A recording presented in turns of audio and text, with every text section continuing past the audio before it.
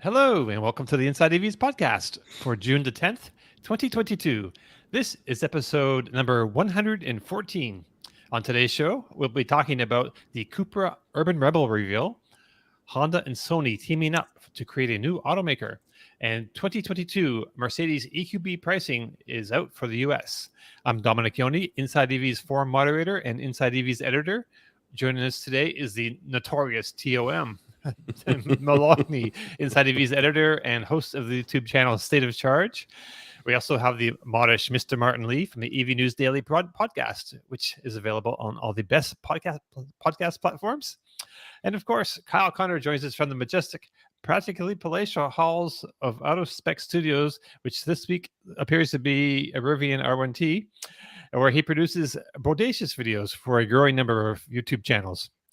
Okay, so before we get going, I'd like to ask that you please subscribe to the channel. If you're watching us on YouTube, please hit that thumbs up button and ring that bell icon for notifications. If you're watching us on Twitch, you can also ring that bell icon for notifications. All right, so with that out of the way, welcome everybody. What's up, guys? Good morning. Morning. All right, so Tom, I believe you have some delivery people coming your way pretty soon, so we're going to start with you talking about what we've been driving this week.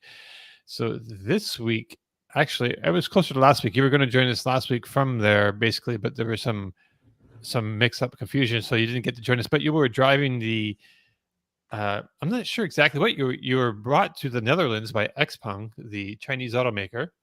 So I don't know. Just tell us what you drove and what happened.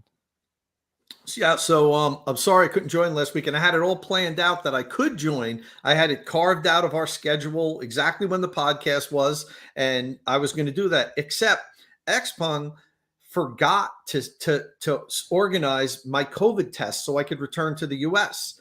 And that's typically when we do these press drives, it's integrated into the drive and, they have it all arranged for you, but they forgot to do that. So the only downtime I had to go to a facility and get a COVID test was that during the podcast. So I had to use that to schedule my COVID test so I could fly home because I was coming home the next day. So sorry about that, guys. I left you in the lurch. I told you guys I'd be here. And then all of a sudden, last minute, sorry guys, I'm not showing up. But you and Martin did a good job. Hey, so, yeah, we actually had an upgrade on the regular team anyway, so that's right. It's okay. So, hey Martin, your mic's a little bit loud there. Oh, no. See, last weekend was like, hey Martin, your mic is too quiet. We can't hear you. You're an idiot. You're meant to be a podcaster. So I turned it up, and now it's too loud. Oh my goodness me! I'm so sorry. It's a bit hot. Okay. So they took us over there. We're actually the first Western journalists to drive the P5. Now, the picture you have behind me is a P7 because they had more P7 there than they had P5 available. So it was a very small group of people, only 5 of us that they actually invited to drive these vehicles. So we took times driving both of them, the P5 and the P7. I've already driven the P7 before. That's their super long range sports sedan. What you see in the picture behind me, and the P5 is their latest vehicle. It's their kind of their family sedan. It's a 5-seat sedan. It's actually the like a volume seller for them in China because it costs less. In China, it's very affordable. They have lower trims than what they're going to have offered in Europe, which the P5 started. Reservations opened for Denmark, Netherlands, Norway, and Sweden. There's no set date on when it's going to launch, though, which is interesting. They're doing something really interesting over there. They opened up their second European store in the Netherlands. They already have a store in Norway. And what they're doing is they're bringing people in, they're letting people test drive the vehicles, and then they bring them back to the store and they ask them to participate in almost like a focus group to answer questions. And that's what they did with us. They had us drive the vehicles for the day and we all had to take turns. So there wasn't a tremendous amount of time spent driving it. And then brought us to the store and we sat at a round table and they asked us for feedback. They wanted to know all kind of stuff. They want to know about charging, about the driver assist systems. What they asked us, what bothered us about the car, which was really interesting. And one of the things that really bothered me was the lane centering warning is super sensitive. And I didn't think that I was driving like a ping pong back and forth, but evidently I was, because the freaking thing just kept going off, and it was driving me crazy. It was driving everybody else in the car crazy too, because I mean, every 5 minutes I was getting a warning, and just to center the vehicle. So that was one thing that I told them that, I think, and the funny thing is, when I said that, the gentleman there that was doing it kind of shook his head and said, yeah, we've heard that before. I'm like, yeah, that's, if I own this vehicle, I'd have to disable it. And I don't want to disable it. I'd like to have that feature to warn me if I'm drifting a little bit, but it has to be, I mean, I think I had like 2 feet in the center of the lane that I could go, and that was it.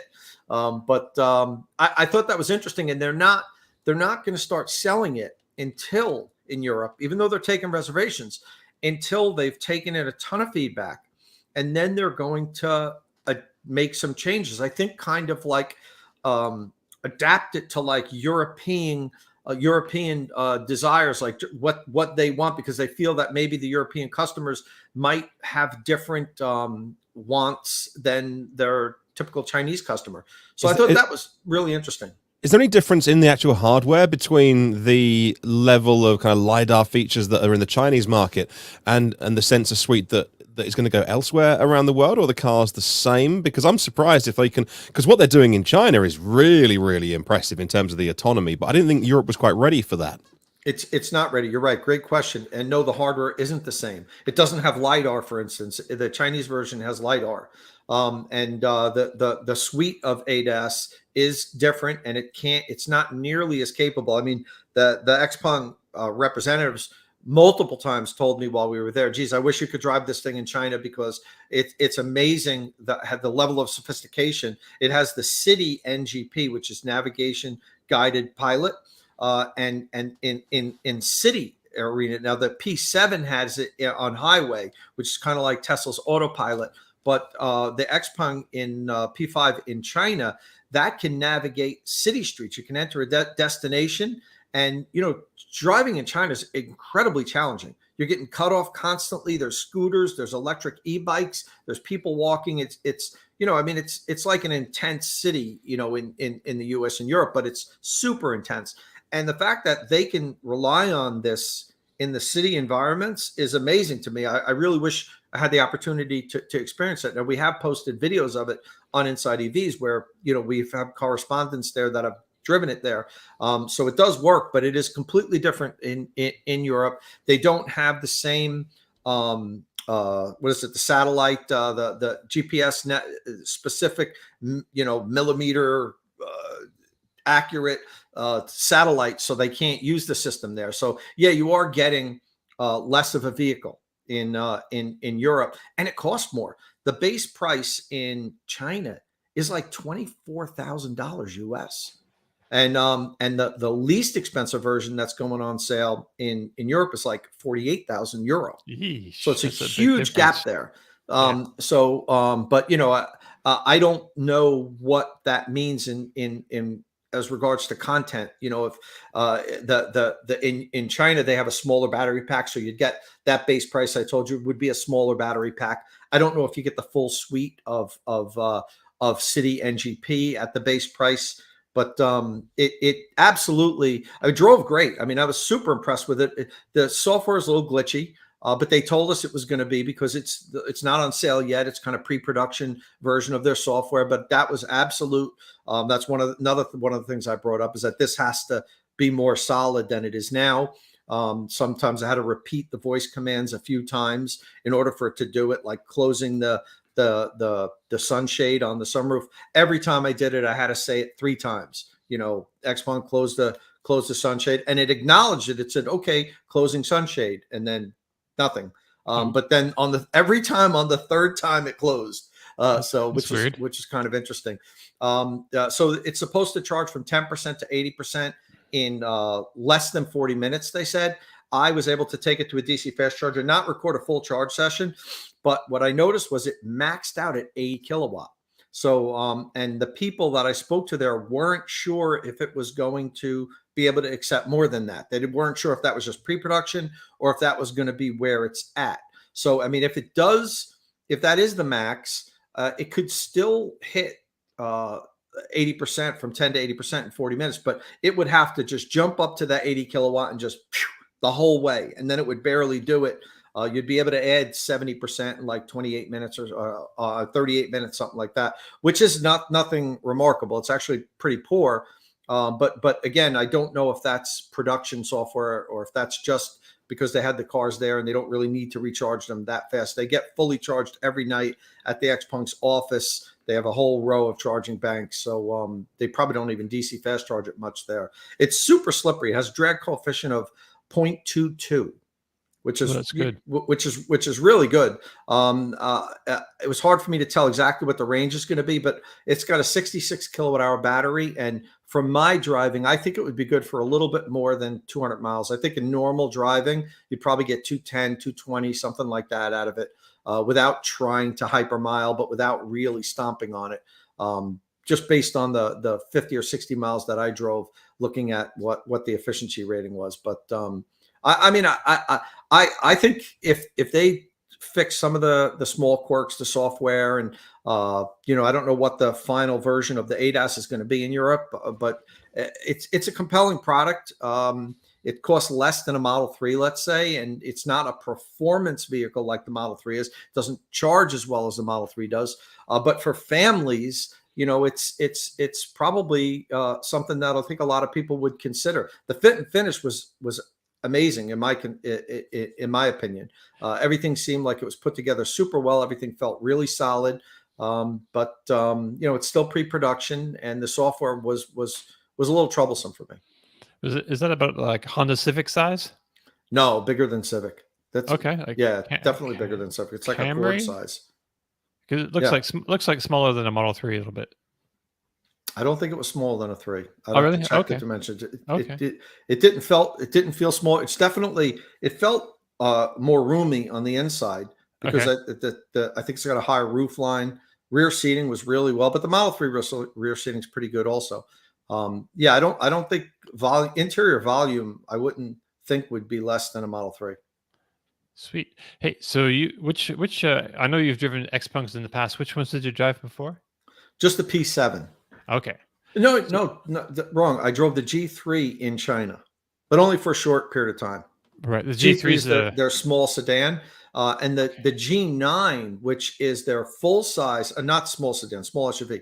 The G9 is coming out in a few months. We might be able to get a hold. We might be able to drive one of those soon. Hopefully not that soon, the fall or early 2023. And that's going to be that could be their biggest selling vehicle, especially in Europe. And if they want to bring it to the US, a full size SUV, it's got an 800 volt battery architecture. It's got a really big battery. It's powerful like that. That's going to be their real showcase vehicle. And, we're trying to arrange getting an opportunity to drive one of them sometime soon. Sweet. So they already sell in Europe, correct? Not the P5. They sell P7. They sell. So you go to an Xpeng store in Europe, and there's just like one model. Yeah, right now I think they're only selling in Norway. You can only get it in Norway. They're taking reservations for the P5 in Denmark, Netherlands, Norway, and Sweden, but they don't have the a set date on when they're going to sell it yet. They're doing this whole market research thing, which I think is great personally. There's no rush to get it. I was doing the self-parking feature there, and the Xpeng self-parking works outstanding. I've done it in China multiple times. That's what I did with the G3. There's other people on YouTube that use the I think Bjorn did that for some videos on it. Their self-parking feature works very well, and it's really designed to work well in parking garages, which there are all over in China. The underground garages, it will remember your parking spot because most people have a reserved parking spot. As soon as you enter the garage, you press the parking, and it will just drive to your parking spot and back it in for you. Currently, you have to be in the vehicle, but Xpeng has told me physically, there's no reason for you to have to be in the vehicle except for regulations. You're required to be in the vehicle, but the car could just do it by itself. You could get out at the garage entrance, press park and just walk away, and it'll park into your spot. Nice. Need one of those. I haven't really had great luck with automatic parking from different companies, like Teslas or Kia. I had weird experiences trying to use self-parking features, so that's kind of cool. Yeah, I'm not a big. I never use them in my cars. I mean, I know there's instances where you would want to, but to me, it's more of a gimmick than anything. But I can see in markets like China where everybody parks in these underground garages where it could be useful if you're not great at parking, which, as we all know, a lot of people are not very good at parking. Right. So, Kyle, do you have any P5 questions?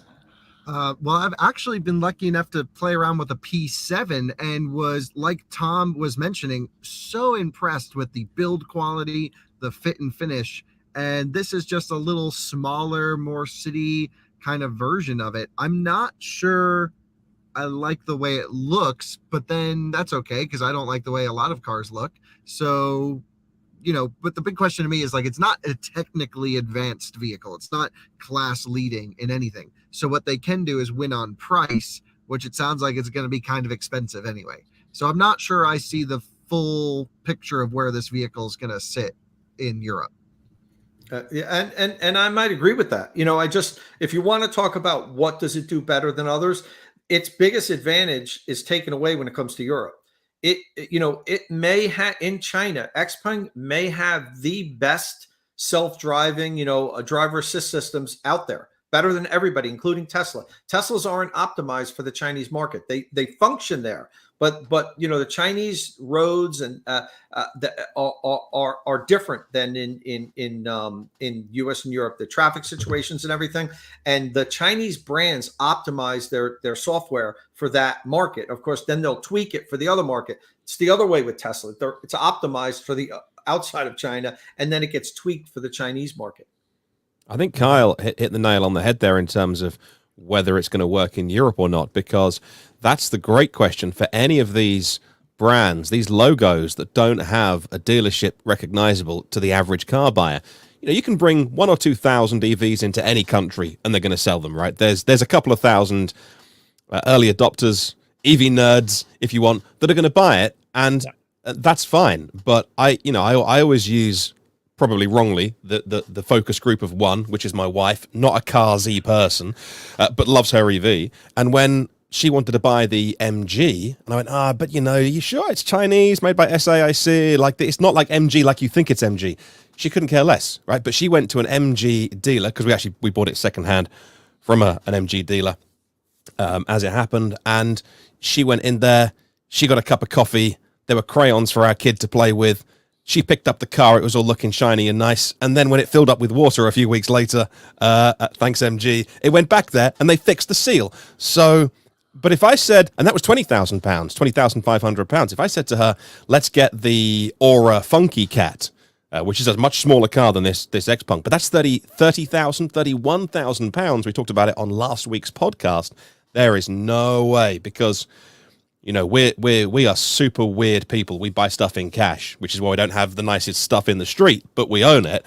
And like, if I'm getting her to go in and give someone 30 grand in cash, right? There is no way she's doing that to, like, what's Aura? What's Funky Cat? No way. Like, I want to get a car that I know is safe, that when we sell it, we're not going to get hit by depreciation.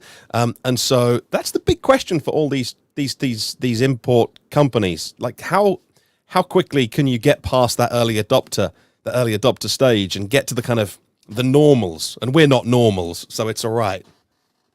So, guys, I'm going to interrupt. I have to cut out. Someone's ringing my doorbell. I'm going to try to get back as soon as I can. And I just want to answer one question. Roland Magel said, Tom, what adapter you recommend Tesla for CCS? Only the Tesla one. And I'm going to make a video. I have all the different adapters here now, the 3 different versions of it. And I'm going to be putting out a video soon. Quite honestly, if you're going to spend your money, get the one made by Tesla. You're available. You can order them now from South Korea and have it shipped to you, or wait for Tesla to start selling it here, because the other ones are hit and miss. Sometimes they work, sometimes they don't. And I have a full video coming out on that soon. Guys, I'm going to hope to jump back pretty soon. I'll see you in a few. All right. Take care. Okay. Nice one. Oh, I removed you. Sorry. It's all right. 2 at once. I see how it is. Right. Okay. All right. Now we got a lot of comments about Rivian. So Yeah, Oh, there's been a dang. lot of comments, and for good reason. But so, Kyle, I want to talk to you about what you've been driving this week. But first, let's quickly discuss something that is only tangentially, someone else can say it for me, and related to electric cars. So last week, we were really hoping that you could join us via Starlink for the show, despite being in the wilds of Alaska. So Starlink is that space-based internet service that will bring the digital world to potentially every corner of the globe, if the globe had corners. Well, for some people it does. Right. So unfortunately, that didn't happen because Alaska is not yet served by the growing constellation of satellites that make up that network.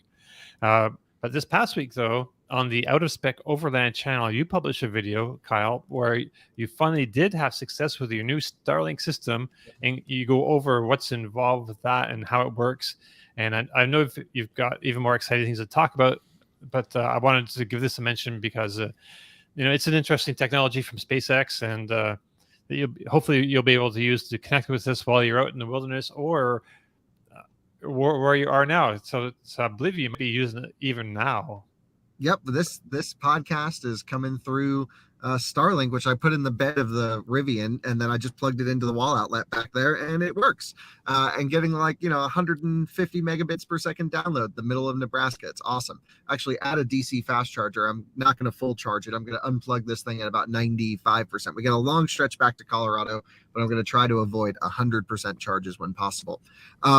Apologies for missing the last couple shows. We had massive connection issues. Man, we thought going to Alaska, okay, we found the towns with cell service, like we'll plan to stay there so we can upload videos because we still have to work on our vacation. And we kind of had to crank up and expedite the trip a little bit because we could not get consistent, solid coverage. And Starlink, which we had overnighted to us in Alaska, just in case, but doesn't work north of about Edmonton. So Alaska, no go for Starlink, Yukon Territory, no go for Starlink. And as soon as we drop down into usable coverage, whoa, it's come in handy. We've used it almost every night. It's been wonderful. I think I'm actually going to get a few of them and just keep them in the cars. So I think we can mount one here to the Rivian. We'll leave one in the Revel, and then maybe have one for another project coming down the line at some point. So it's really been an insanely useful device. It's quite big and bulky, though, so it's kind of hard to find a place to put it. It's a lot bigger than you would expect, Right. Or at least than I would expect. And so but no one stole it yet because it's not bolted down. Right. I haven't bolted it to anything. No one's taken it. I've been trying to mount it when there's service in the correct direction, like on the van, like you see there, to hopefully disincentivize someone from stealing it. But I don't know. I think where we were, there's not much crime. So you set this thing up and you plug it in, and then what happens? It kind of moves on its own to find the satellites or something. Yeah, you'll just see it twirl around, and then it locks in, and then you have internet. It's fascinating. And you get this app on your phone, and I'll do a whole in-depth review of it, of course, at some point. But you get this Starlink app right here, and it'll say, for example, we're online, so you'll see that, and it says we got a software update for our Starlink, ready to go. How about that? So I've got to update the software on it. It's just like a Tesla, but for internet. So you right now your video is kind of not great. So I'm thinking it's actually just it's fine now, and the sound quality is normal. It sounds great. So right, actually, yeah, your video looks perfect now, but for a little while there, it was kind of. Sorry about that. Are you paying on bandwidth, on data transfer, flat rate? What's the deal? Yeah, I think it's $130 per month for the RV plan, which means you can kind of take it anywhere with no penalty, and you have to order the specific RV kit from Starlink, which I ordered 1 minute after it went live, and it's been great. Really love it. So $130 a month, unlimited internet. That I can tell. I can't see any mention of a data cap anywhere, and it will give you maximum speeds in areas where there's not many users, but in areas like where I am right now, it said, oh, you're actually bumped a little bit lower on the list because other people live here and need their Starlink. So you kind of take second priority to the bandwidth needs of the permanent residents. How far away do you need to be from like the other residents to get the full deal, do you think? I don't know. I think they're done by zip code or by small region, but it's not very far. Okay. And you can see on their map on their website what's up. There's also this third-party website that tracks all of the Starlink satellites, and Oh, really? it's wonderful. Yeah. So they run them like I think 550 kilometers or so outside of orbit, so they're really close to Earth. So your Right. latency is really low, and speeds are quite high when it works. And yeah, it's just really wonderful. Right. So yeah, if you're interested in the Starlink, yeah, I would suggest going to Kyle's Out of Spec Overlanding channel, and you can see like some videos of him going to Alaska and coming on the trip back, as well as like this whole Starlink, getting it and setting it up and to, getting it to work. All right. So as cool as Starlink is, it's nowhere near as exciting as the days that have followed you getting that system. From Alaska, you drove back to Canada and then to the great state of Illinois, where you went to the town of Normal to pick up the world's most abnormal pickup. Or is that unnormal? Anyway, in any case, It's not normal. Yeah. I understand that you are now the proud owner of a white for now Rivian R1T pickup truck, and you're sitting in it right now. You did the whole factory pickup, and yeah, right, the factory pickup, and got to see. You got to see at least part of the factory, I think, right? So tell us, like, how much of the factory did you see, and how did you get around waiting a year or so I for think one of it's these more things? than a year. The line of We got a lot. reservation holders is super long, right? Yeah, so we got a lot to talk about in regards to that. But I'll first touch on the truck spec itself, which is the R1T Launch Edition, 4-motor, 135 kilowatt hour pack. Not what I would order fresh from the factory, but I'm actually coming to really like it. This is a forest edge interior, so it's got a little bit of a green hue, especially when the light hits it, and it's actually really nice and earthy and will look good in Colorado. Yeah, white paint, the worst color for camera, for YouTube, for video. So we got to do a little something. We asked some of our audience to submit their wrap ideas, and so we've gotten a few submissions, and one was kind of cool. It's like a topographical looking thing. So we got to do something kind of earthy, something, for the purpose of the truck, which is all about adventure and taking it out.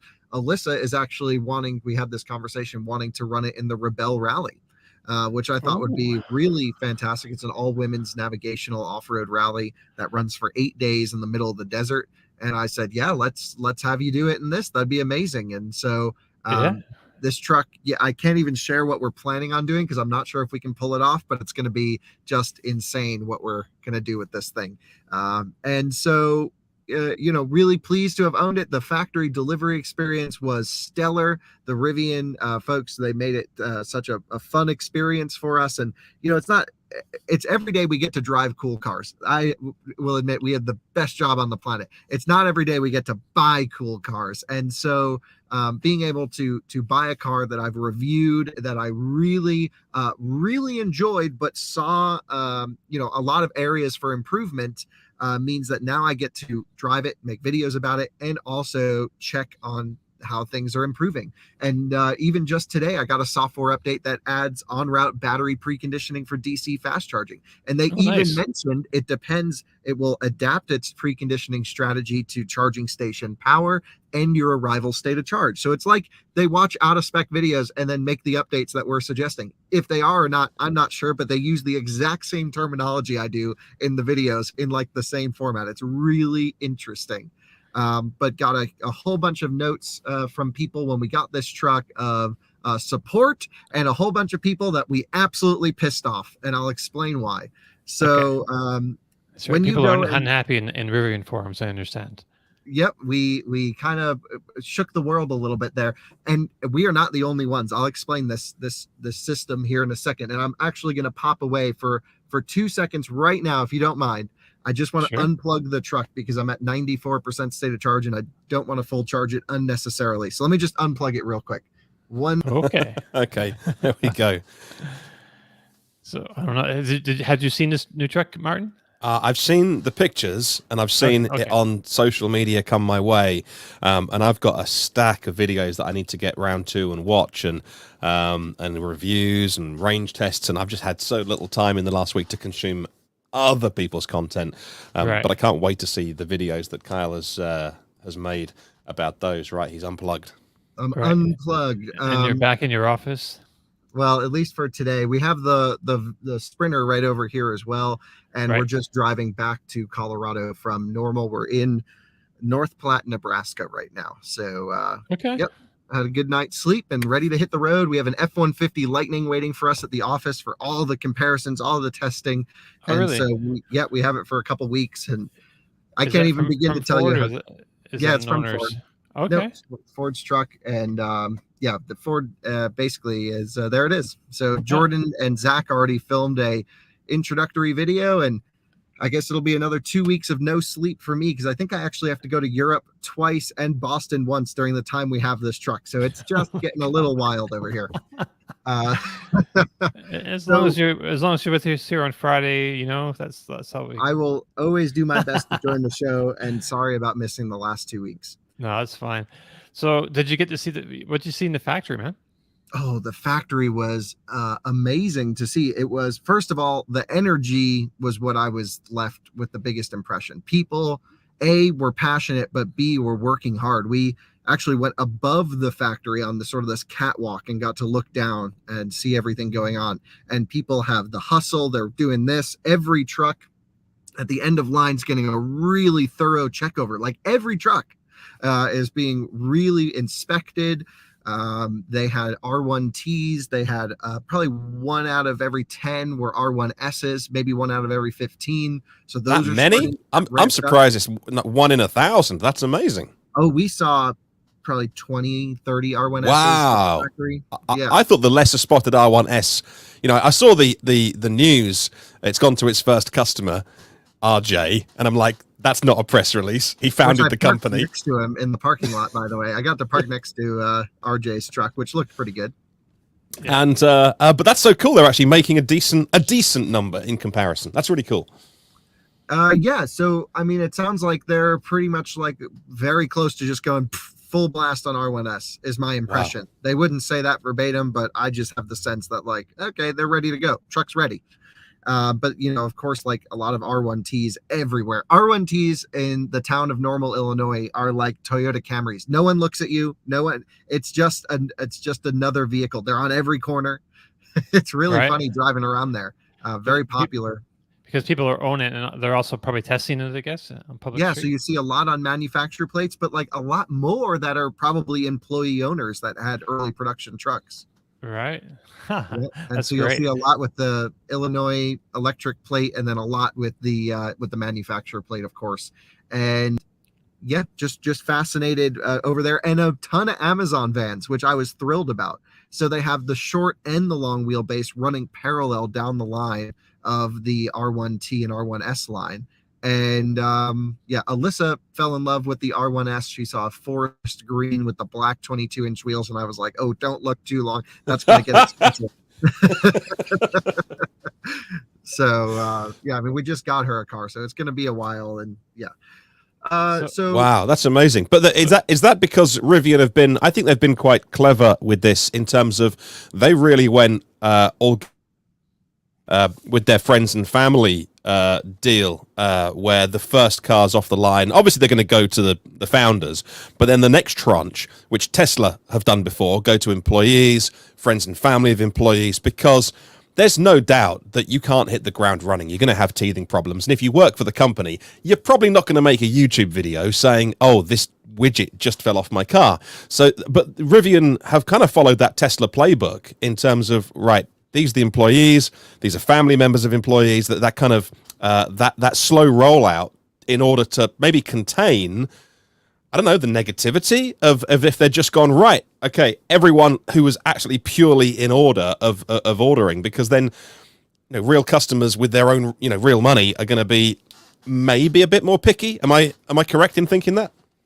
I certainly am, and we're happy to tell you that my air conditioning stopped working yesterday in my truck, and I had to do a hard reset.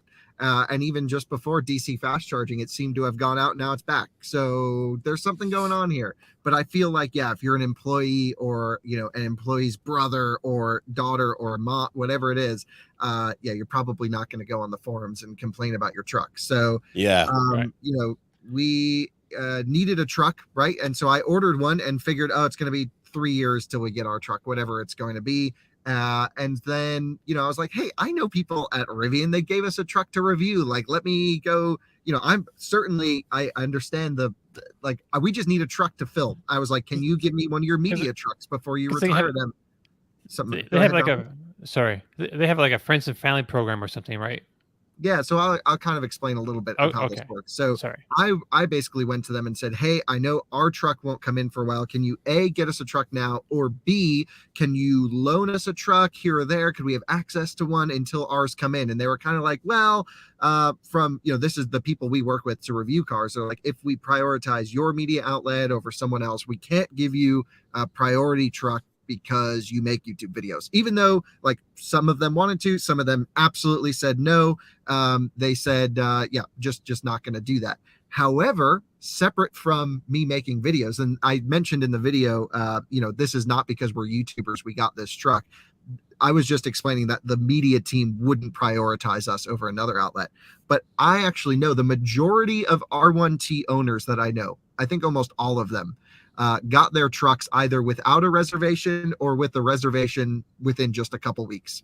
And I know plenty of people. So I kind of had an idea as to like, oh, you could just skip the line and you can get a truck right away. My understanding is you're not taking someone's reservation. They build batch trucks that are ready to go.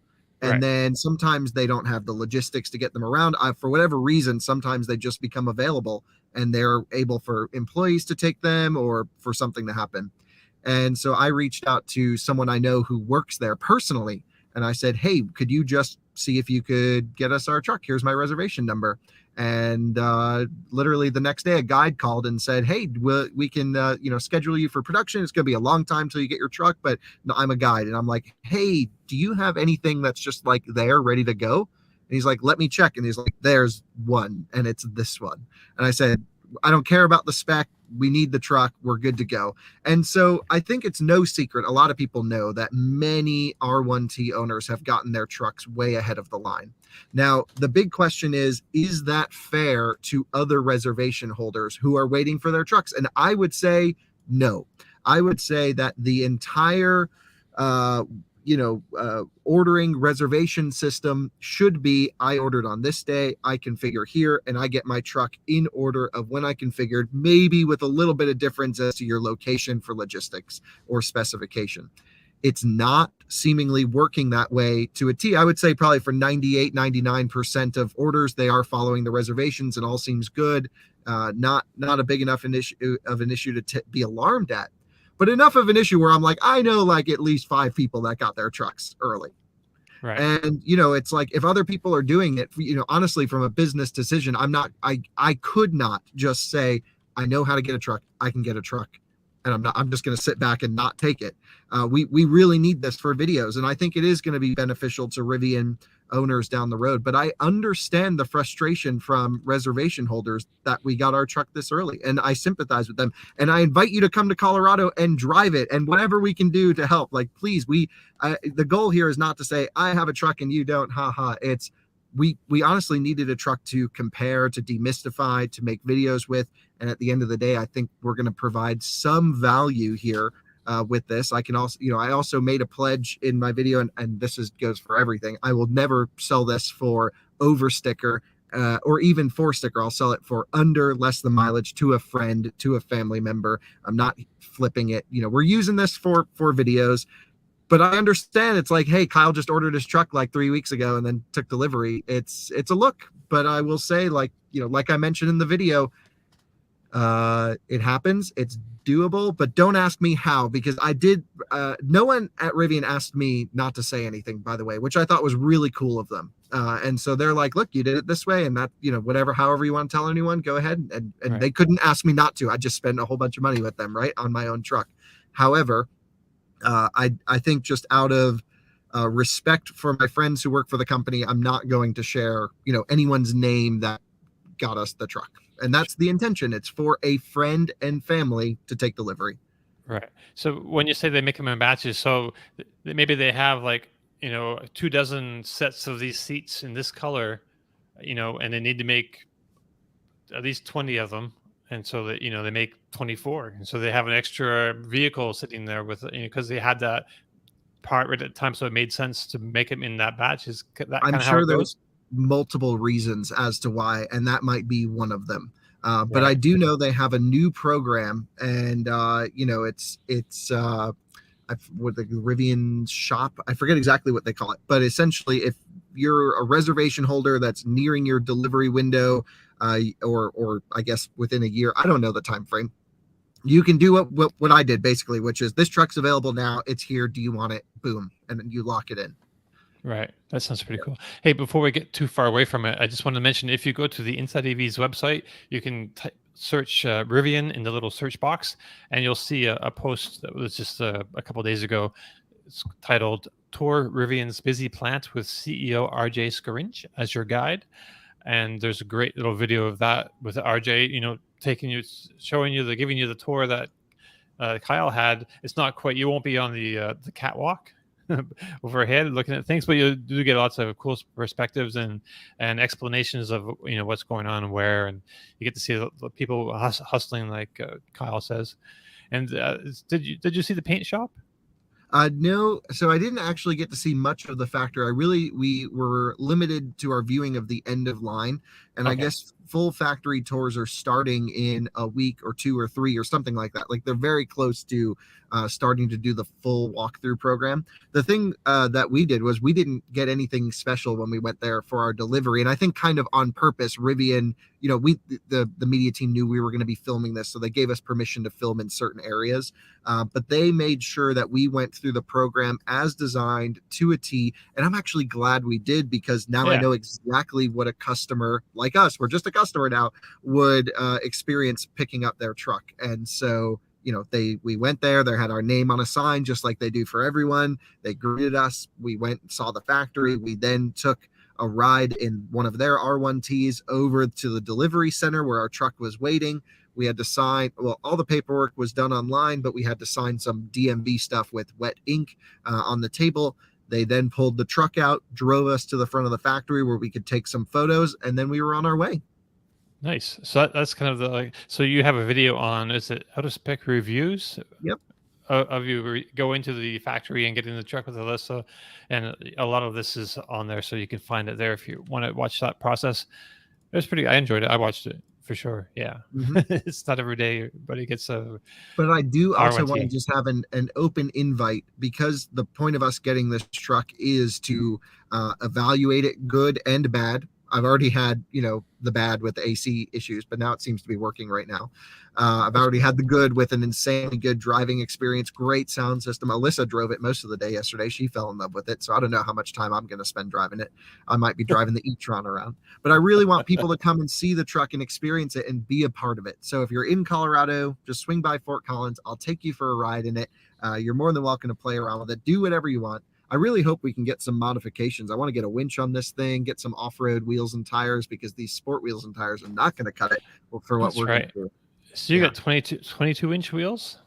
22s, which I'm kind of glad we have, because for track tests, for acceleration runs, for canyon blasts, it's nice to have their performance set, if you will. Yeah. You're gonna keep them set and just swap off the off-road tires or whatever? So I'll just do a wheel and tire swap. I want to get a smaller wheel with a meteor tire for some wheeling. And I'm really hoping Drew at Martian Wheels will make a set, but he's a little bit preoccupied with a ton of Tesla stuff and a new family member, which I don't know if he's told anyone yet. So I'll be careful as to what to say. Okay, sweet. So Ryan he owns Martian Wheels. That's your friend. Drew does. Yeah. Drew. Sorry. So he makes mostly just Tesla wheels? Right now it's wheels just for Tesla, but there'll be ID4. What else is he going to do? Yeah, the Ioniq 5, EV6, GV60 line. And so nice. the plan is to have not just Tesla stuff, but it from his perspective, and not to get too in the weeds on the wheel business, because I don't really understand it. It's a hugely capital intensive, production change to then start making multiple sets of wheels for multiple different vehicles. Right. Yeah, I can't imagine. All right. So did you drive anything else about the Rivian you want to tell us? Thrilled with it. It really feels put together very nicely. I'm glad that I already got a software update that improves the truck. We'll see how that goes over time. Yeah, just thrilled to have it. It's really going to be my daily driver as much as I can find it in the driveway. I'm sure everyone else is going to be driving it. You know, one of the things I want to do with this is pile as many miles onto it as possible for long-term testing. And because we're never going to sell it for more than we paid for it, the value, I don't care about it. So let's just pile the miles on it, drive it all over the place, and looking forward to seeing how it holds up. And we'll do updates along the way. Right on. And Tom rejoins us. That's great. Sorry Welcome about back, that, Tom. guys. Is that right? You got your stuff? Yeah. So we're all delivered. So what did I miss? I know Kyle must have been talking about the Rivian, and I'm probably the second happiest person to Kyle for that he got one, because now there's no pressure on me to sell him mine. I was going to say it relieves the pressure. Exactly. So now right. I tell you guys, the more and more I'm thinking about it, and it's funny because I haven't gotten either one of the vehicles yet. I think what's going to happen eventually is I'm going to sell my Model 3 and we're just going to keep both pickup trucks. I'm going to be a 2 pickup truck household. Right. You know, when I get the or maybe Lightning, 3 once the Cybertruck comes. I don't know. The batteries on both the Rivian and the Lightning will be burned out by the time I can take delivery of a Cybertruck. But and that's not an indictment against their batteries. So I'll leave it at that. I don't think so. I think Cybertruck is going to come sooner than you expect. At least I hope. Yeah, I hope so. They got the big mega press recently, like within the last couple of weeks. I think they've shown. I don't know if it's been delivered yet. They were showing it off somewhere. Anyway, there is a huge press somewhere that will make Cybertrucks somehow. I'm beginning to get that feeling that they're going to do a ta-da moment at Tesla. I really am, because all you know, like the machinery is arriving, the work is progressing. We've seen those pictures of the IDRA put out, which are the suppliers, not only to Tesla, but they're the most famous, I guess, for those parts. I just got a sneaky suspicion that one day Elon Musk is going to be like, blah, blah, Twitter, blah, blah, stupid meme. Oh, here's a Cybertruck. Like, that's the punchline. And then the world just goes crazy. I think the world will go mad. I don't think it's going to be... I've seen analysts this week saying it's going to be December next year, December 23. I don't see that. It can't be a year and a half away. Nah. I don't doubt that they'll begin to roll some production versions, maybe late this year, early next year. But I'm still not... I'm still concerned about building that in volume, because it has such a different construction from anything that they've built before, anything that anybody has built before. And, you know, we've seen this, you know, when something completely new is introduced, there's always all kinds of problems. And Tesla has had all kinds of production problems launching vehicles. Those are like conventional vehicles. Falcon doors as well. You know, while I don't doubt that in 2023 we'll see Cybertruck, what I'm talking about is volume. Like when are they pumping out 10,000 a month? You know, and I think it's going to be a while. I think that's going to be a while from now. But listen, I hope not, because I want to get one, and I have one on reserve. But let's talk about the Rivian coming.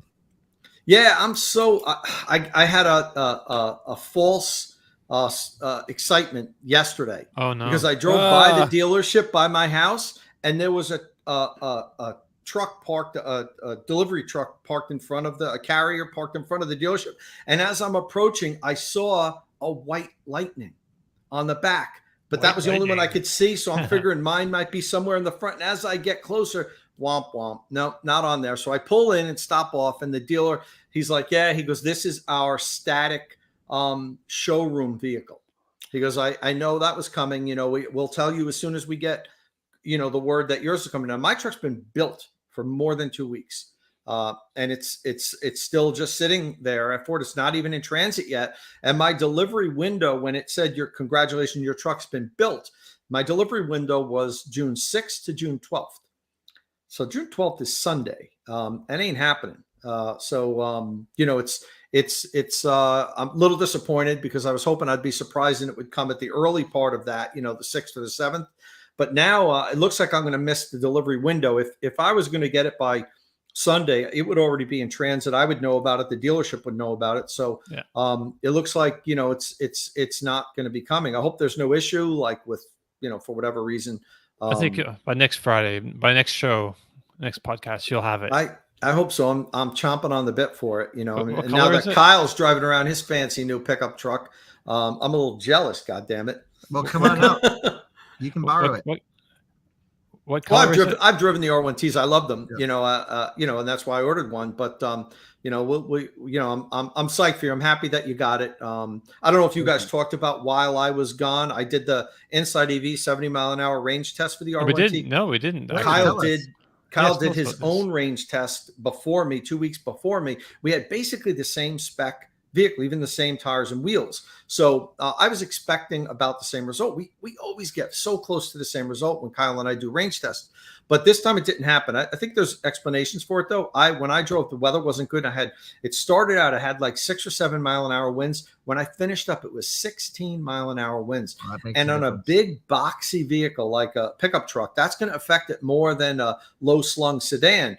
And I finished up with, was it 254 miles. Kyle, you did 290, I think.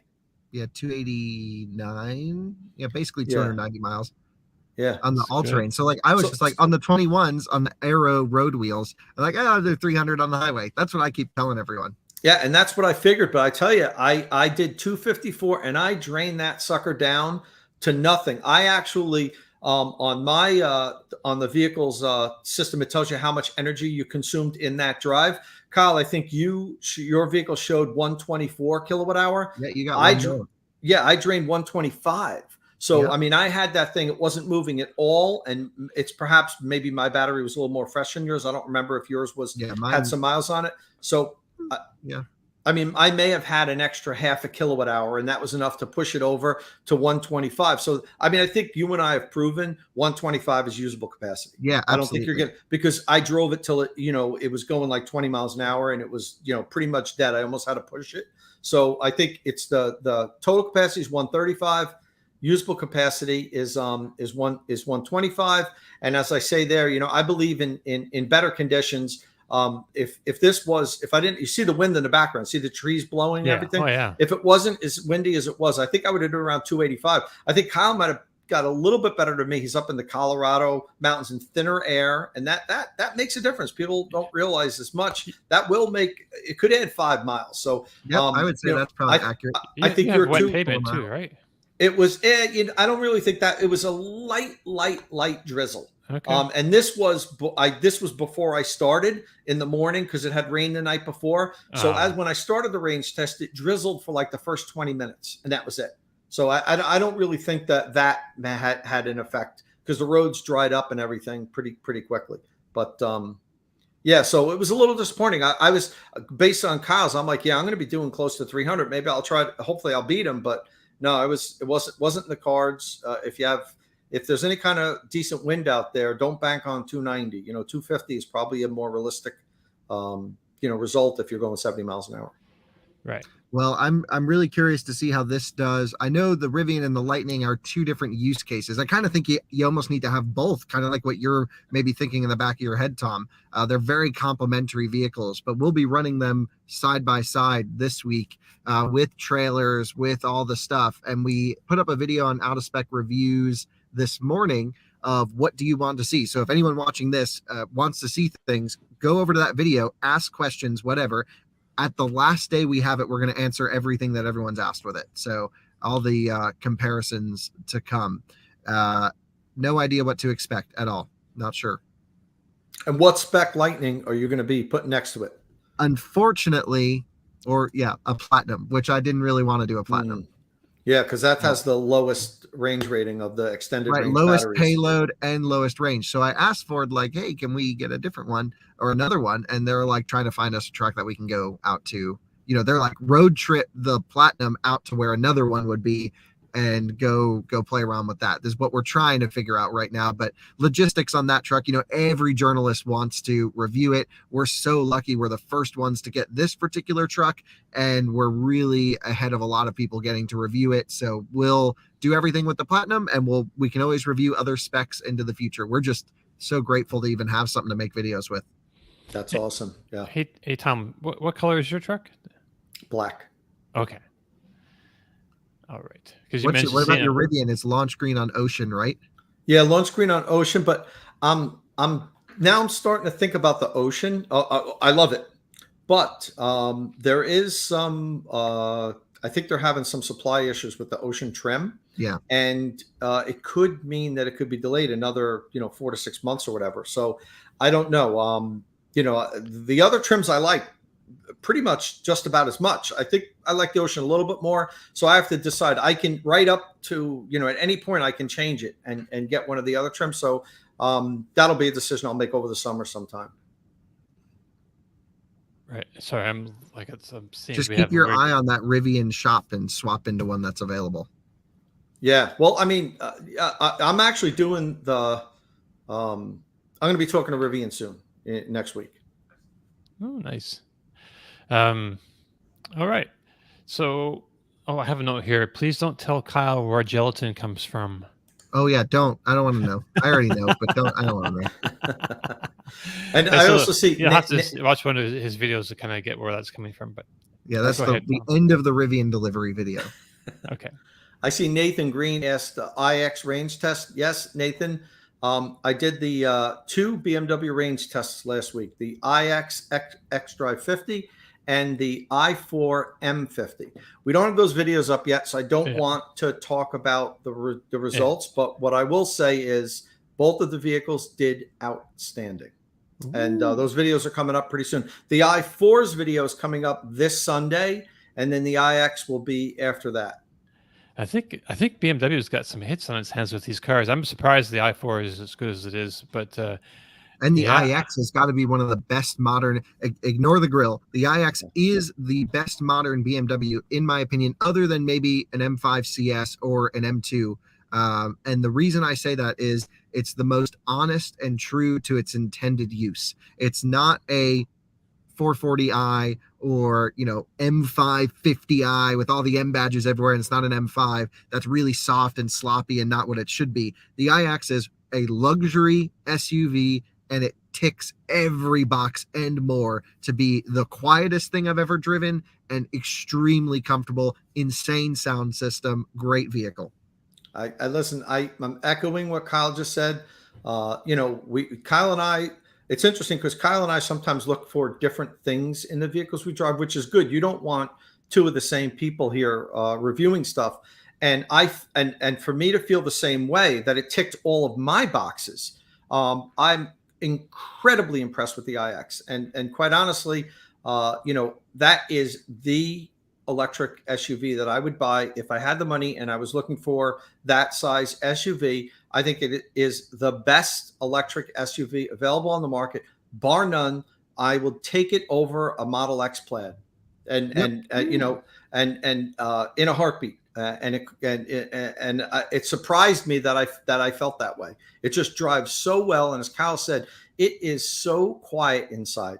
You don't even have to play the music loud, and you hear every note. It is like being in a sound room. It's such a comfortable, smooth driving vehicle, and when you step on it, it hauls. I mean, it's no Model X Plaid down the drag strip, but for crying out loud, yeah. I mean, do you need a 10-second 7 family haul? I guess some people do. But, I mean, yes. Yeah, exactly. That's where Kyle and I maybe diverge a little. But I want something that gets up and gets out of its way. And this thing hauls, goes 0 to 60 is I think 4.5 seconds, which is just that's great. Stupid for an SUV. Like you go back to the 80s when I was so into cars and everything when I was in my early 20s. Porsches didn't do 0 to 60 in 4 seconds. So it's like 14 seconds was a good time. It just says everything. Well, I thought I had a CRX SI and I put a nitrous oxide kit on it, and I went 0 to 60 in like 6.5 seconds, and I swear, like I thought that thing was just nuts. Like I used to beat 5-liter Mustangs off the road up to about 50 or 60 miles an hour. Then of course the big V8s would take over, but going street light to street light, nobody believed that this little Honda could just toast a 5-liter Mustang, and it did. Which Honda was that? Sorry. The CRX SI Okay. was the sport version of right. the little CRX, the little two-seater. What It year? still might be one of my favorite car that I've ever owned. Maybe because it's the first car that I saved up and bought on my own, and I was like 19 years old, and Right. I was working 2 jobs so I can buy my own car because my parents wouldn't give me a penny, which is the way it should be. And then as soon as I bought it, I bought a nitrous oxide kit, which gave it a 50 horsepower boost. Me and my friends hooked it up. Awesome. Well, considering it only had 91 horsepower out of the That's a lot. box, and it still went 0 to 60 in 8 seconds with the 91 horsepower because it only pretty weighed 1,800 pounds. Yeah. It weighed like 1,850 or something like that. You couldn't do that today with all the modern safety stuff. You know, it didn't have airbags. It didn't have all the stuff that we have today, which makes the cars much safer. And I'm glad we have that. But I had a nitrous oxide kit, and it was so cool. I hollowed out my shifter, so the button was on the top of the shifter. I drilled it out, so I had to reach behind me, open up the tank because the tank was behind the seat, and then it was arm. No, then I had to switch under the dashboard to arm it, so I couldn't do it by mistake. Flip the switch, and then the top of the shifter had the button. So it was awesome. I mean, fun times. Nice. Actually, I test drove one of those when I was 19, but I only had one job, so I couldn't afford it. Needed the second one. I remember I paid $8,075 for it. That sounds about right. Yeah, that's crazy. That's Those are not great cheap, cars. actually. That's for back then. There were a lot cheaper cars than that. Oh, weren't there? definitely. I mean, Yeah. you could have got the base CRX for like 1,500 less. I mean, this was the sport, the SI. Right. I love that you had nitrous in your car. If you ever have any of our viewers ever have a chance to watch Motor Week like throwback that on their YouTube channel, you'll see and this one did 18.7 seconds in the 0 to 60. And that was good. Yeah, cars have really come a long way. So since we missed you last week, Tom, you also did a quick charge test of the Chevy Bolt EV. We talked about that a little bit last week because they had this amazing price cut. So I just want to, charging is probably this weakest point of the Bolt EV. But so just really quick, I don't know if you can tell us how long people should expect to charge. So let me correct you there. You said I did a quick charge test. Oh, there was right. nothing quick about the charge test on the Bolt. Now this was my friend's 2017 Bolt EV that got the battery replacements. We had a new battery. He had cycled it, I think, 3 or 4 times, fully depleted it, charged it, never. So it was good to go. And, it has a max charge rate of 55 kilowatt. We really only saw that for a couple of minutes at the end. It started pulling about 50 kilowatt, and it slowly crept up to 55, I think at 45% state of charge. And then it started to ramp down already. So the whole charging session, 0 to 100%, took 2 hours and 25 minutes. And the 10 to 80% was 73 minutes, an hour and 13 minutes to go 10 to 80%. Yeah. And I don't want to beat up the Bolt because I really do like the Bolt. And for the price, I think it's a great car, but you have to use the right tool for the job. And you don't get a Bolt EV. That's a full charging curve. You don't get a Bolt EV if you're doing road trips. An occasional one, you can live with it, but and most people, it depends where you live really. Most people don't need to do road trips. And it's a wonderful car for just a daily driver. I have plenty of friends. I've recommended the Bolt to so many people, and so many friends have taken my recommendation, have them, and they love them.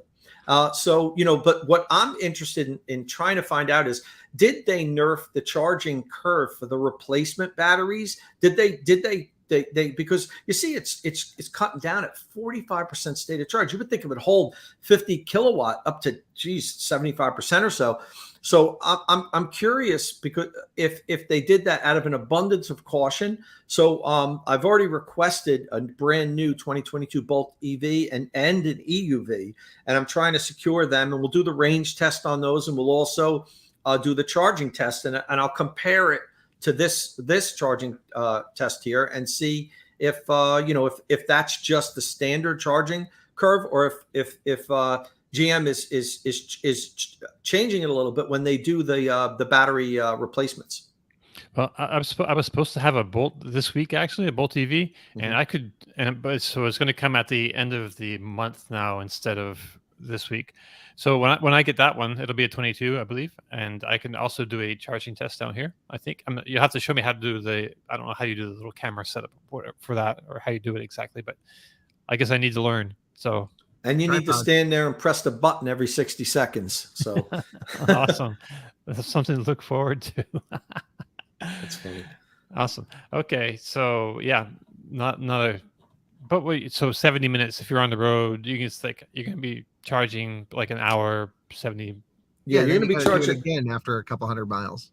Yeah, right. You're going to be stopping for an hour every, 200 miles, if that. You might not even make 200 miles with 70% of the battery at highway speeds. So, it might be drive for an hour and a half, charge for an hour, drive for an hour and a half, which is why, like I said, use the right tool for the job. I drove the Mini Cooper SE down to see Kyle in North Carolina. That wasn't the right tool for the right job, but I did it, and it was, drive an hour, charge an hour, drive an hour, charge an hour. And you can do it once in a while, but if your life makes you take frequent long trips, there's plenty of other EVs out there that are better choices. But if they don't, it's doable for most people. The Bolt EV is just fine, and especially with the new pricing, it's fantastic in my opinion. It's actually a great deal, and very popular in Canada. Saw them everywhere in Canada. Oh, cool! I'm like rural Yukon territory. I'm like Bolt, and Mach-E's everywhere as well. Okay, right on. We do have a lot of Canadians on the Inside EVs forum, which for whatever reason we have like especially like Kona Electric owners from Canada. Canadians like forums then. Yeah, that could be some of it for sure. So what was I going to talk about? I actually met a member of the Inside EVs forum in Whitehorse, Yukon territory. Really? Yeah. You're in Whitehorse? Yeah. And because we were driving to Alaska, and he came up, he's like, no way. What are you doing here? So, and then he's like, and we just started talking about EVs, and he uses the forum. Oh, nice. Okay. So there wasn't this week there wasn't a whole lot of news regarding like new cars in the US, but there was a pretty little awesome car revealed this week in Spain. So Cupra, which is the performance brand of Seat, which in turn is part of the Volkswagen Group, showed off 3 vehicles. I think the car that got the most attention was this Urbanrebel, which you can see on the screen if you're watching us on YouTube or Twitch or Facebook or Twitter. The concept version of this subcompact made its debut last September, and at that time it had like its huge ring on the back and super fat fenders on the back, while the inside it was like pure race car with like a steel cage and a racing seat and wheel. And this is not that. This is like a production version of that. So it's very similar to the concept and the styling up front, but it's been toned down a little bit, but just a little bit. It still looks pretty racy. So the Urbanrebel is said to arrive in showrooms in 2025 and will be built on the MEB small platform. So at 13.22 feet long, it's just a foot longer than a Chevy Spark. So it's not like super subcompact, but it's still small. So it will have a 166 kilowatt motor or 223 horsepower on the front axle, which will give it a 6.9 0 to 60. The range is said to be 273 miles or 440 kilometers. That's WLTP.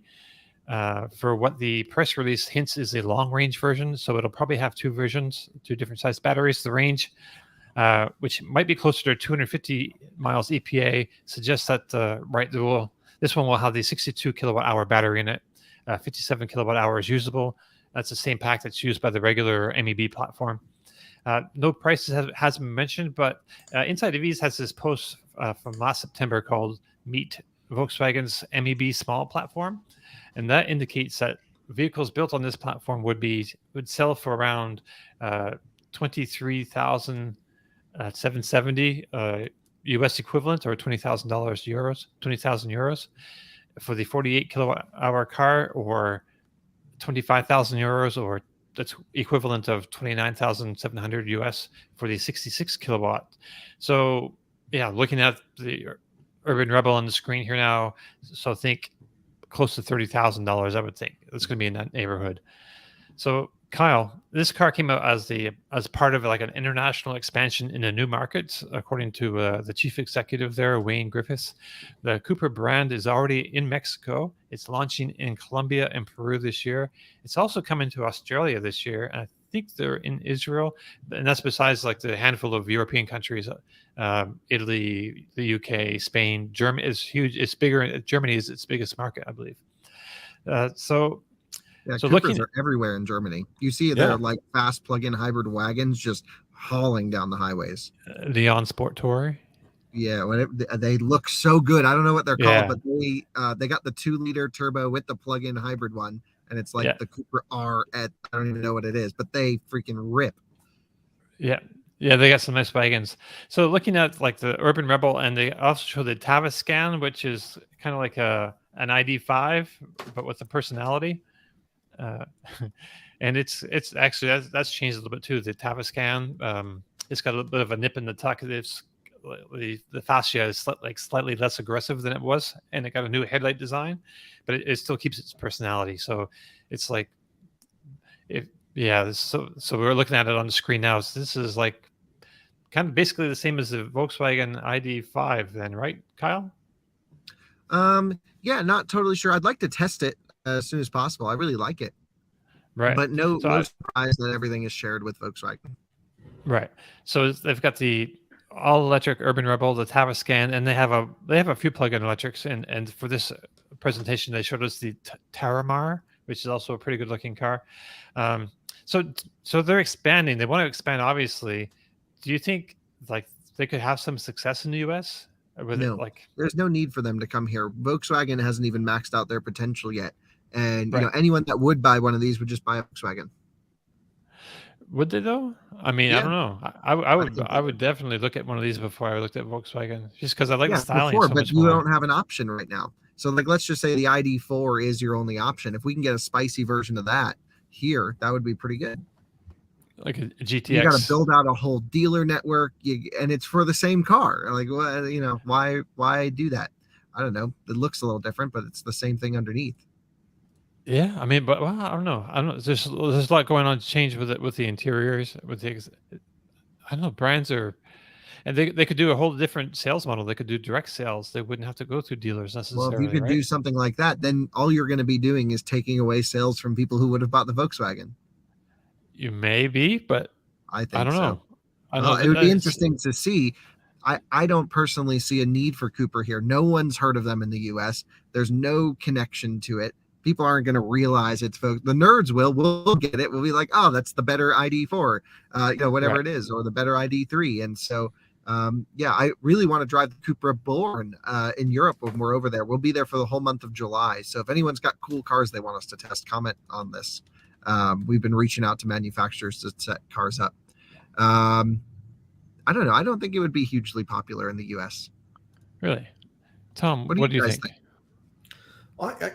Personally, I kind of am on Kyle's side, but as far as, if Volkswagen wants a lot this episode, we should if they want to, why wouldn't they just expand the Volkswagen brand, which has that, they're established, they're well known, it's, I like the way these things look. I mean, the small hatchback I think is fantastic, but we've proven we just don't buy them in North America. We don't buy little hatchbacks like that anymore. I would have loved that if I was, in my CRX-SI days. That's right up my alley. But I just, nobody knows the brand. They have no identity. It just seems like, why wouldn't Volkswagen just focus on their version of the vehicles here and maybe make spicier versions of those rather than try to introduce a whole new brand?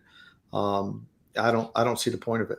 Well, I'm guessing no one knows Seat either. No, we don't know Seat at all. See, in this Seat, so I was thinking about this a lot last night. So the Cupra name, just the name Cupra, it just sounds good for like North America. If we saw like the Seat name in the US, we would pronounce it Seat for one. Right. Okay. No one would get it. No. And also it exists. It's a really interesting challenge for VW as well, because Seat has always been the cheap Spanish bit of VW, right? The Seat Ibiza was generally terrible. And the Seat Toledo, I mean, if you bought one of those, it's because you couldn't afford a Passat. And so, like, it's not an aspirational brand. And the same happened with Skoda as well. It was always the cheap, terrible Czech bit of Volkswagen. But they've gone out on a limb with the ENIAC IV, and they've gone serious pricing on that. And Tom, and didn't you just drive the ENIAC? I loved it. Yeah, 2 weeks ago. Yeah. in Italy for a week, and I mean, Martin said that it's been like the less expensive value brand.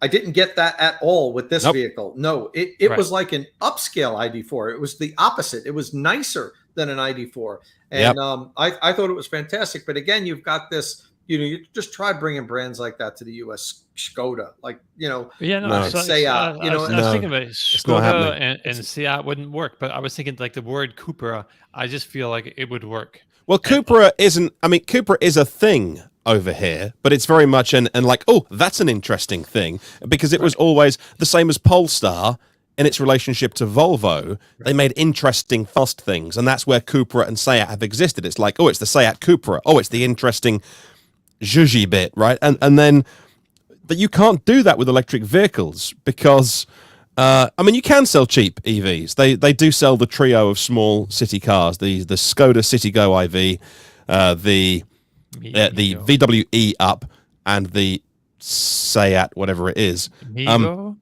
No.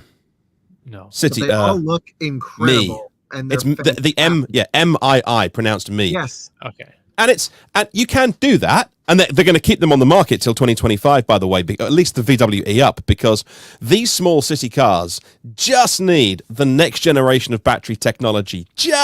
Look, you don't need it. You could release them now, and it would be fine. So you could release the VW ID1 and the ID2.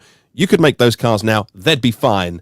But in 2025, unified cell, made by the Chinese, not the Koreans, I think, is still the thing. And that is when you just get a bit more energy density, and those small cars can have a decent 40 to 65 kilowatt hour pack and have really decent range on a small car, but not have to cost the earth, because they are still expensive. So you could make those cars now, but they'd be expensive and a bit of a compromise. But you can take the Cupra bit, which no one really knows from Seat, and make that into a more premium, which is what they did with the Born.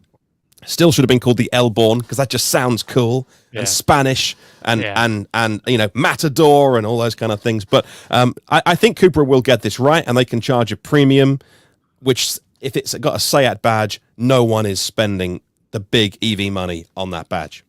So I was just thinking, like, now it's a certain time in history where we have a lot of new brands. We have, Tesla and Lucid and Rivian.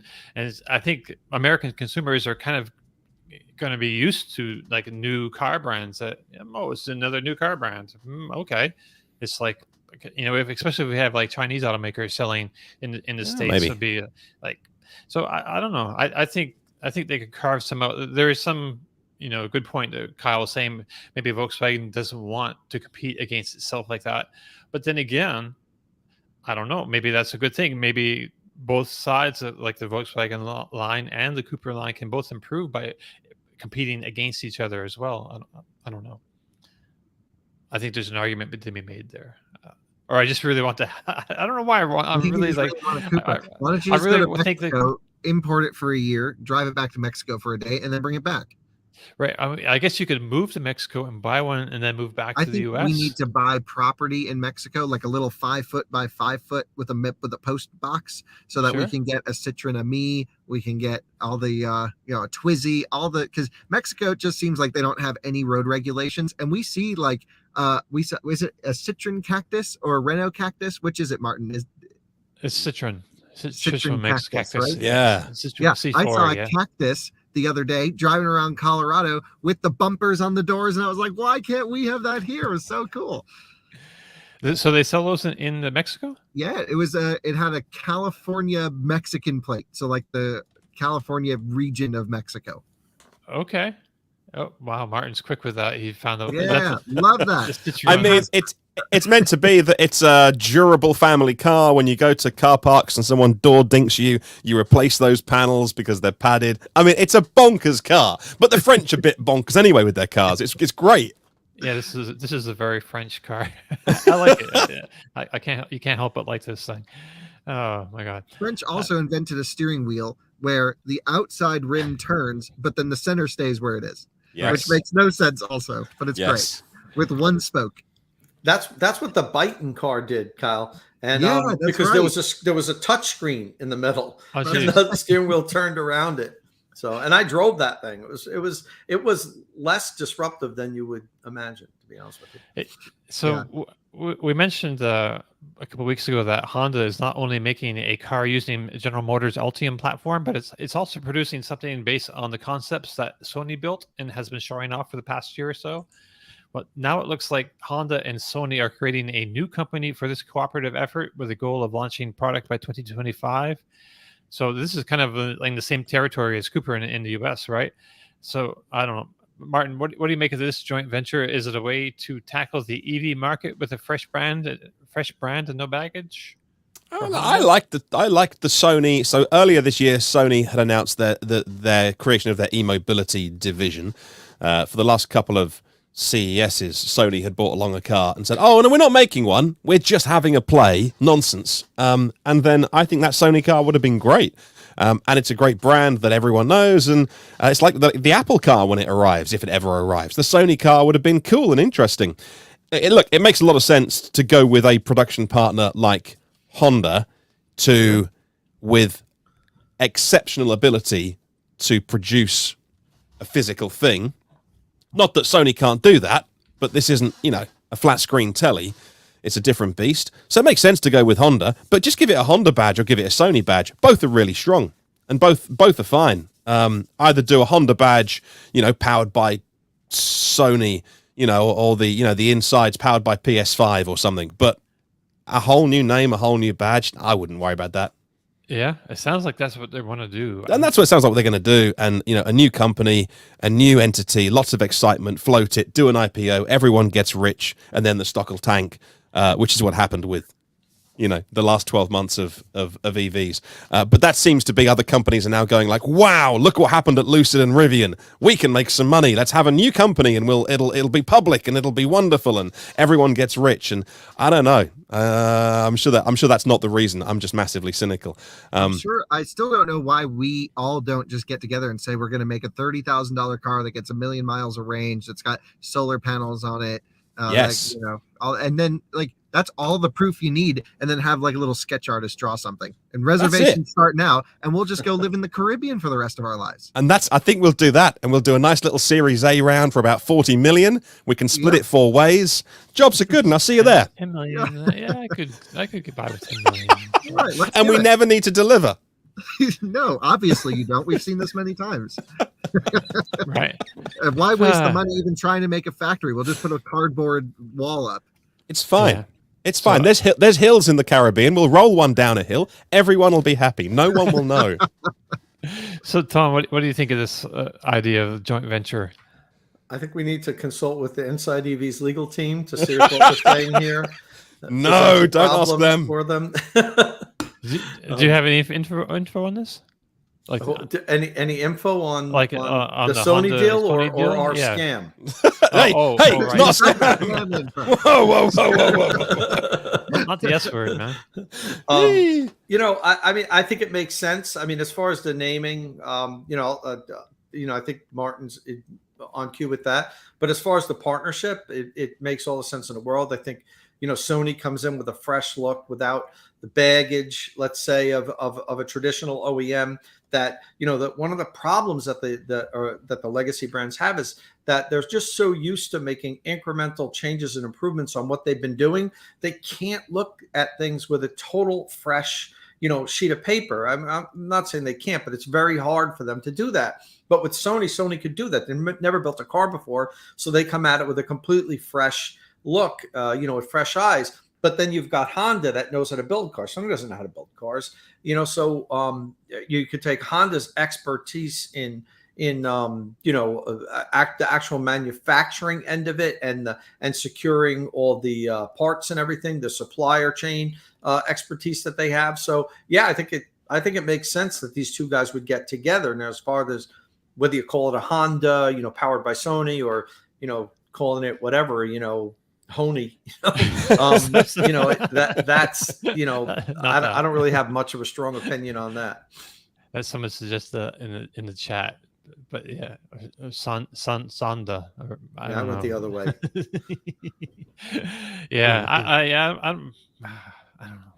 It could be a pretty interesting car though once it gets built. Like I like the styling that Sony went with it here, and in future cars, they would be providing like a lot of the entertainment and a lot of the digital experience. I think for the car, especially as cars get more autonomous, like driving on their own, that's going to be like a bigger thing, a bigger opportunity for companies like Sony to get involved in automotive, like just the screens, and like Apple is getting involved. They released like a CarPlay, almost an operating system, a lot more deeply integrated than like the CarPlay that we know now into cars. This week, I think that came out. And I saw this when it got first introduced. I think it was the Frankfurt Auto Show a few years ago. I forget exactly what auto show, but I was there when they first revealed it, and it looked like a production car. It was not a wild everything you looked at it like they could build this tomorrow. And that's when they said, "Oh, we're not going to make it." And I just couldn't believe that they would make something that was like production and then not make it. They would make a wild concept if they weren't going to make it. Like you wouldn't be constrained by the things that production cars have to, adhere to if you're not going to make it. So back then from day one, they knew that they wanted to build this thing eventually, and maybe they were just deciding on, who to partner with or how they'd go about it. But it looked ready to, like, you could just hop in it and drive it tomorrow. An interesting play by Sony, just out of the blue, to make a car and just like shop it around, I guess, for a year or so, just to see, like, shake the trees and see if there's like opportunities there. It's kind of a bold approach, I think, for a company like Sony. Yeah, no one saw it coming either. I mean, everybody at the show when it first got announced, right? Everyone was just like, "Wow!" Like we Sony? Did not see this happening. Yeah. All right. So before we go, I think we should also talk about this. So we haven't really talked much about the Mercedes EQB that's coming to the US.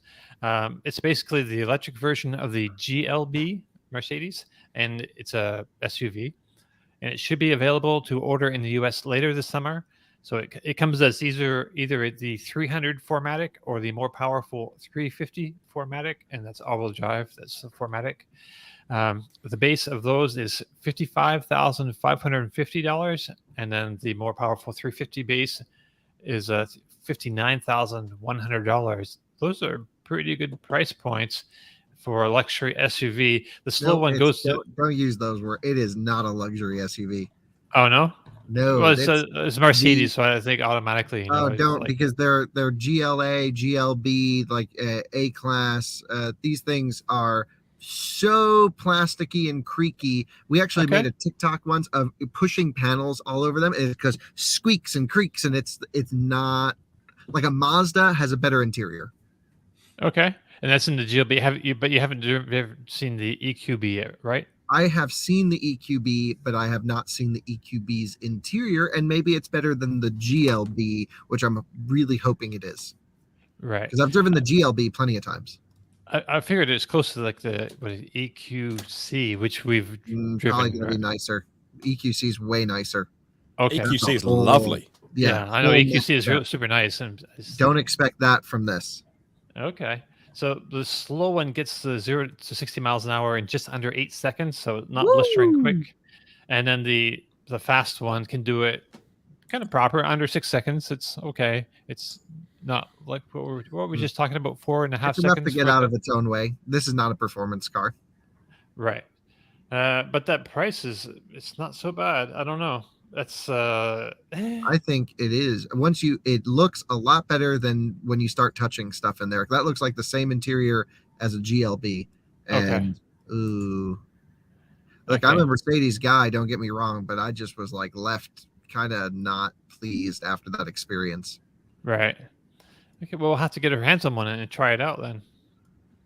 So I guess they both use the same like 79.8 kilowatt hour battery with a usable capacity of 66.5, which is a pretty big buffer.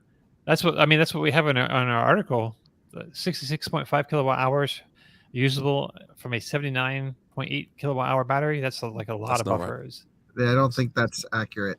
Oh no. Okay. Yeah, it's like 50. It would be like 15 kilowatt hours of buffer, which is like a lot.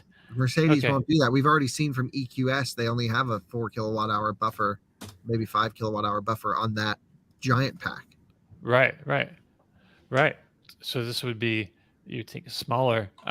Do they use this pack in something in the EQC? No. No, 69 69.7 gross. Okay, maybe it's a typo, or maybe 66 usable. So, oh, 16. makes sense. Yeah. 69. Not gross. 79. No, I 60, see. 66.5 net. I gotta That check makes that out sense. and see if I made a typo or if there's a typo in our article. I will fix that and take care of it. Yeah, there's a typo in our article. Okay, I will take care of that in a bit. All right. So you don't think it's a screaming deal then, EQB? No, not when Ioniq 5, EV6, GV60 in the same category, right up GV60 is there. right there. Right. GV60. By the way, my mom takes delivery of her GV60 like any day now. Oh, really? Wow, that's Oh, cool. That's gonna be good. Yeah. Maybe we should have her on. That'd be great to have your mom on. Oh, she would love it. And she's getting the performance one, which Oh. she really needs to get to work with the boost mode. I don't know why she puts the fast one, but she was like, "Oh, fast and the good interior. I'll get that one." Have you done Right. track that? You've had her on the track, but have you ever given her any lessons on driving fast on the track? My mom, she drives very fast with a lot of confidence and not so much vehicle dynamics knowledge to back up the confidence. Right. So maybe a trip She's to the not. track with you. She's very safe. She's fine. But I am Okay. going to take her GV60 and do a track day with it. So Okay. that'll be That's kind of fun. something to look forward to. So yeah, so GV60 Mercedes. I was when I was writing this up last night, I was thinking like, what would it? I was thinking Cadillac Lyriq is like in that ballpark, but And Lyric's they're like bigger way and more substantial than the GLB. yeah, well, you get more like a lot more range. What's the range on this too? It wasn't impressive. I didn't write it down on my notes here. Well, they only delivered the first one 10 days ago, looking at this press release. So, oh no, yeah, it was 10 days ago. So she's early doors. Yeah, she was in the priority one order Wow, list, whatever that that's means. mega. Yeah, and they went to the Genesis house in New York and they like shot a little video, and my mom fell in love with it and literally got one. Or I think she may have had one on order, but then she's like, "Oh, I need it as soon as possible." She called a few different dealers because again, you have to go through a dealer, and she played them off each other. I guess I don't really know, but she's getting it for sticker. Okay, there you go. Oh, look, go mom. Which reminds me, we had My a dad did the comment. deal. Oh yeah, I'm sure your dad did. Your dad knows how to deal in cars. Talking about sticker, somebody just asked, Tom, are you paying MSRP for your Lightning? Yes, I am. I have a dealer here that's selling all their Lightning, the ordered ones at least, at MSRP. Those dealers are out there. I mean, I know there's a lot of dealers marking them up, but there are dealers out there. I had to make the funny thing is I called 4 different dealers, and 3 of them were they wouldn't tell me. They wouldn't let me know. They wouldn't guarantee that they'd sell it at MSRP. And the one dealer that promised said, "Look, we're not going to put it in writing, but we promise we'll sell it at MSRP." Is the closest dealer to my house. And since then, I've been in touch with them and I've talked to them because since they didn't put it in writing, I was a little worried. But I'm comfortable now. They sell all their Broncos at MSRP. They said when a customer orders a vehicle, we sell it at MSRP. If I were to cancel my Lightning now, and they'll get that in their allotment, it'll show up at their dealership because it was ordered by me, they will then mark it up. And I think that's fair. That's a private business. Nobody complains when they take a $10,000 loss on a vehicle they're trying to get off the lot. But the ordered vehicles, if you place an order, they're doing the right thing. It's Maple Crest Ford here in New Jersey, and they're selling their vehicles. If somebody wants a Bronco, you could order it now. You can't order a Lightning because they're all sold out. But they're doing the right thing and they're selling at MSRP. Great. Nice. All right. So we should get going, but I did want to mention that the F-150 Lightning, when it comes, Tom, you're going to have to tell us about this. I understand you get a free Tesla charging adapter with it. That is, I don't care what Jim Farley says, because we actually wrote an article and we said that we said that they were trolling Tesla, and right. Jim Farley responded to the Inside EVs article. The CEO of Ford said, not trolling, just, want to help our Lightning customers. And that is total trolling. There is the only way to put it, because when you think about it, every Tesla comes with that adapter, and everybody keeps it in their car because you never know. So if you ever had to use a Lightning to give a Tesla a boost, they got the adapter in their car. You don't need it, but by them putting that adapter in the Lightning, they are totally trolling Tesla. Okay, that's not the one they're making you. No, they're making you pay for extra for the whole portable charge cord, mobile charge cord. That comes with the truck. Yeah, with the Teslas. Tesla does. Yeah, Tesla does, but it comes with the Lightning comes with the mobile charger, and now it comes with a free Tesla adapter. Now those things retail for $50, so Ford bought tons of them. Maybe they paid $30, $40 with them, and I think it's just a total troll, and it's totally worth it for costing them like $30 per vehicle. I think it's awesome. Yeah, it's awesome. Yeah, I mean, no one gets hurt, and some could be helped actually. So if somebody's Tesla, runs out of juice or something happens, Lightning has to be rolling by. Agree. But as I said, Dom, everybody that has a Tesla keeps that thing in their car. Yeah, you never know when you might use. So you don't. The Lightning doesn't need to have it. It's a total troll. Period. Yep. Agreed. Awesome. I had no idea actually. I mean, I never even thought about that part of it. So yeah, and no one mentioned that either in the comments online. Good insight there, Tom. All right. So I guess that brings us to the end of this show. I like how on Click and Clack we used to do it. You've wasted another perfectly good hour. Hard time. So if you have any questions or comments, you can leave them on the Inside EVs forum podcast thread or on our YouTube or Twitch comment sections. If you like the show, please give us a thumbs up if you're watching us on YouTube. Don't forget you can find and follow our panelists on Twitter. Follow Tom Mologney at Tomolog. That's with 2 M's. Martin Lee is at EV News Daily. Kyle Connor is at It's Kyle Connor. And I'm at Dominic_Y. Click subscribe and tap that bell icon for notifications. And we'll see you all again here next week. Ciao.